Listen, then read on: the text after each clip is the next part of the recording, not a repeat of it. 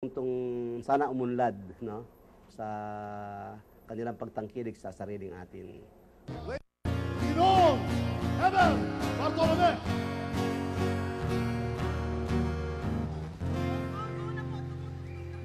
Magandang gabi po.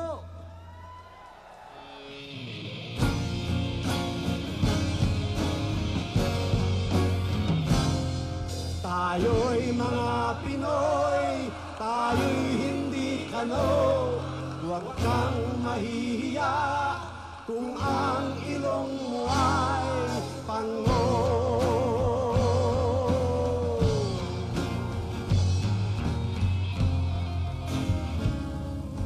Dito sa silangan, ako ay isinilang kung saan nagmumula ang sikat ng araw. Ako ay may sariling kulay kayumanggi, ngunit di ko may pakita tunay na sarili.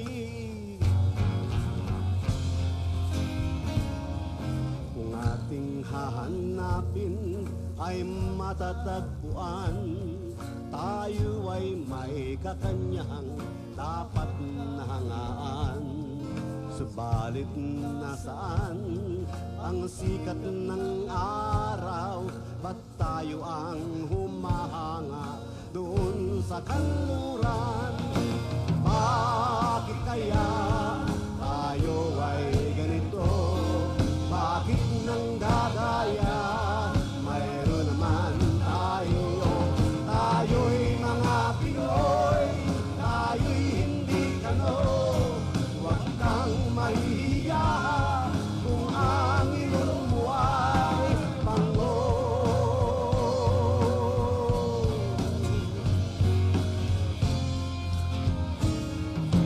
Dito sa silangan, tayo'y sinilang kung saan nagmumula sikat ng araw.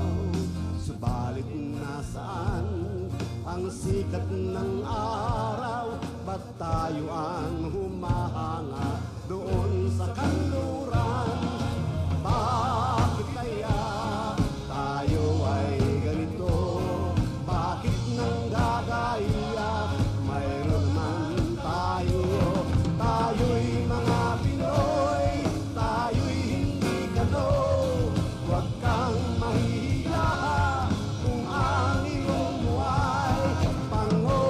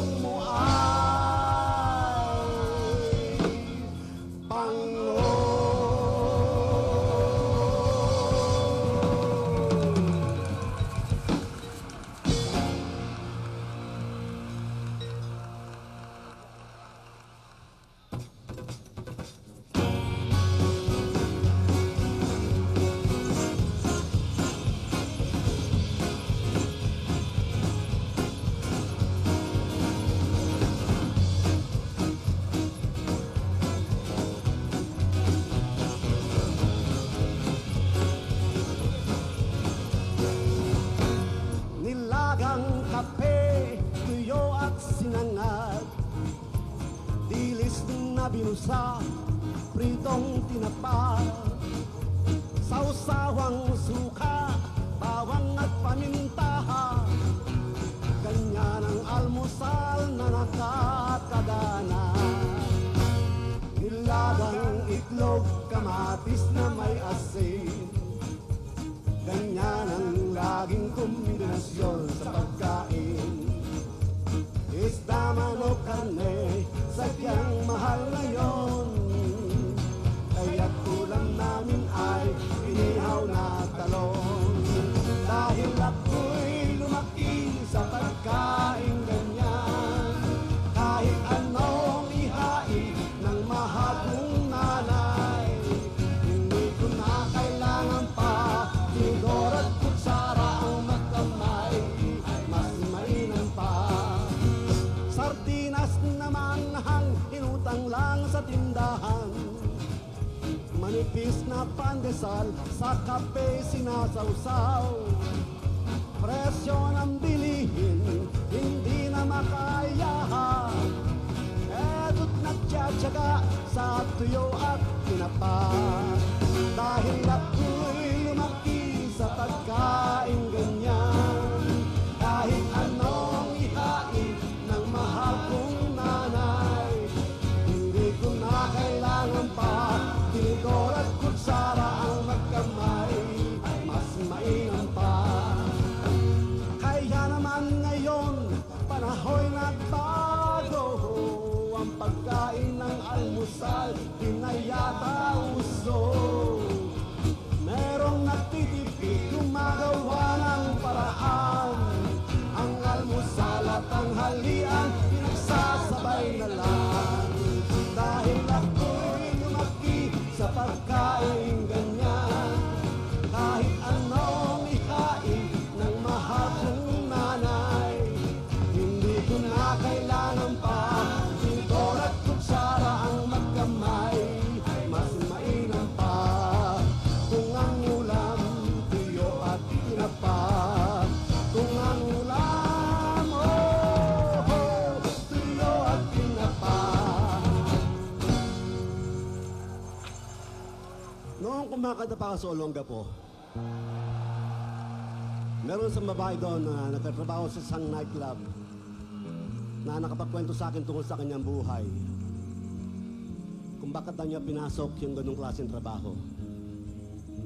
Malungkot yung kwento niya eh. Para bang kwentong comics. Napayak pa nga siya. Hindi niya alam, ginawa ko siya ng isang kanta. At kung narinig niya ako ngayon, ito'y para sa kanya. Ang nanay niya'y naglalaba, tatay niya'y pagod, galing sa trabaho, wala pang tulog. Si nena'y nagbabasa, nag-aaral pa, nag-iisang anak ng kanyang ama't ina. Tanging pag-asa ng kanyang ama't ina.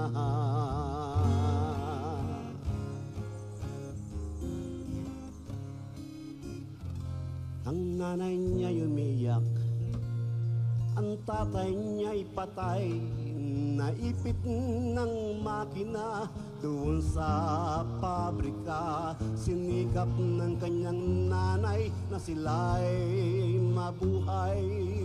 Sa paglalaba ay tumulong siya. Si nena'y natigil sa pag-aaral niya.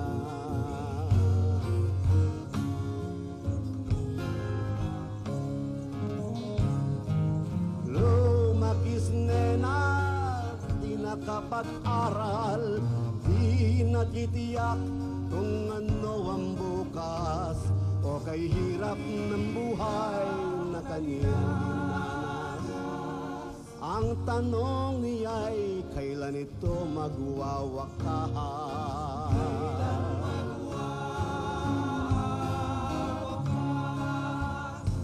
Ang nanay niya'y nakahiga, matay nakapikit, Sa labis na trabaho, ito'y nagkasakit. Si Nenay nababalisa, kailangan niya'y pera. Walang mauutangan, saan kukuha? Kailangan niya'y pera, saan siya kukuha?